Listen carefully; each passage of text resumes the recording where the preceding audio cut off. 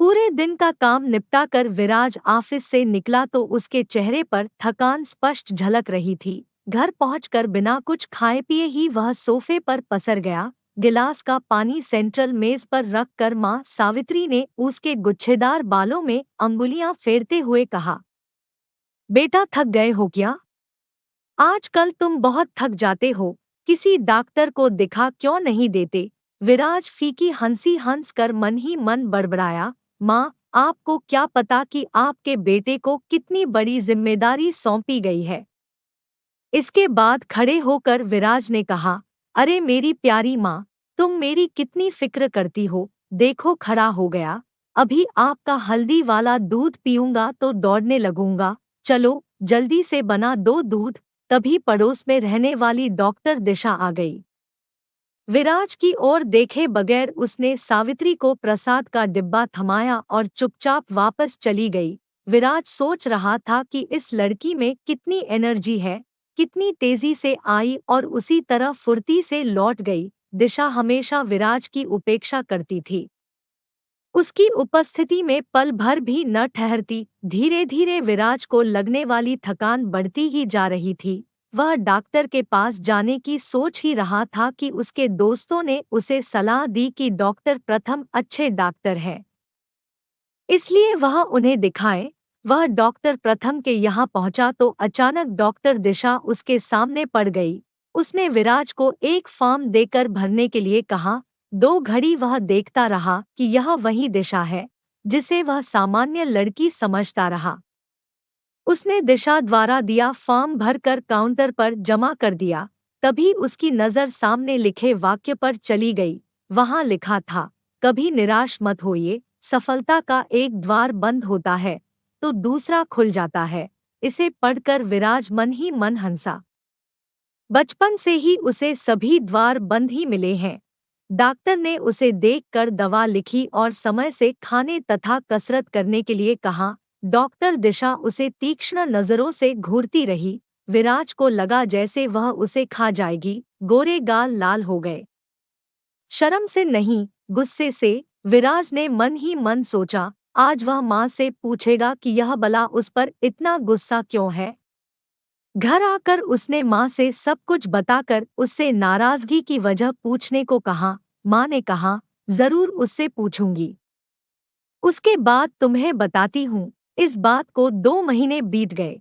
विराज की तबीयत भी ठीक हो गई, पर उसकी नजरों के सामने डॉक्टर दिशा का उस दिन वाला चेहरा हटता नहीं था। लगता है माँ पूछना भूल गई, उससे फिर कहना पड़ेगा।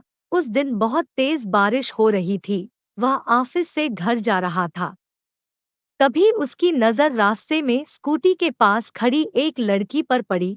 वह कोई और नहीं डॉक्टर दिशा थी। विराज ने अपनी बाइक उसके पास ले जाकर चलने को कहा।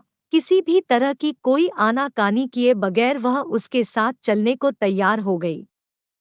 स्कूटी एक दुकान पर रखवा कर वह विराज के पीछे बैठ गई। थोड़ी देर यक तो चुप रहा।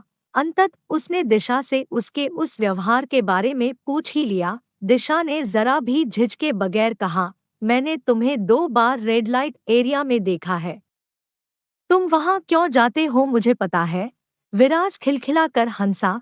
हंसी रोक कर उसने कहा, मिस डॉक्टर दिशा, तुम महिलाएं भी बात का बतंगड़ बना लेती हो। मैं पुलिस कम रिपोर्टर हूँ, अब तो बात समझ गई ना। बस 2 दिन और इंतजार कीजिए, तुमको इस बात का जवाब अखबारों में मिल जाएगा। माँ से तो तुमने यह बात नहीं कही ना। दिशा झेंप गई, क्योंकि उसने यह बात विराज की माँ सावित्री से बता दी थी। तो क्या उन्होंने विराज से कुछ नहीं कहा? इसका मतलब वह यह बात जानती थी। हे भगवान, उसने कहीं कुछ उल्टा सीधा तो नहीं कह दिया? घर आकर वह बिना कुछ कहे चुपचाप उतर गई। 2 दिनों बाद अखबार की हेडलाइन थी कि महिला आश्रम की गायब 5 लड़कियां मिल गई हैं, जिन्होंने यह आश्रम खोला था। उसके संचालक मिस्टर एंड मिसेस प्रजापति इस आश्रम की लड़कियों में से सुंदर लड़कियों को रेड लाइट एरिया में पहुंचा देते थे और इसके बाद उनके गायब होने की रिपोर्ट पुलिस थाने में दर्ज करा देते थे। ऐसी ही लड़कियों में से एक लड़की ने हिम्मत दिखाई और अपने मोबाइल फोन से इस बात की जानकारी पुलिस को दे दी थी। इसके बाद पुलिस और रिपोर्टर विराज ने वहां ग्राहक बनकर पूरी सूचना और सबूतों के साथ उन लड़कियों को उस दलदल से बचा लिया। यह अभियान पिछले काफी दिनों से चल रहा था। अखबार में यह रिपोर्ट छपने के एक दिन पहले मिस्टर एंड मिसेस प्रजापति को गिरफ्तार कर लिया गया था।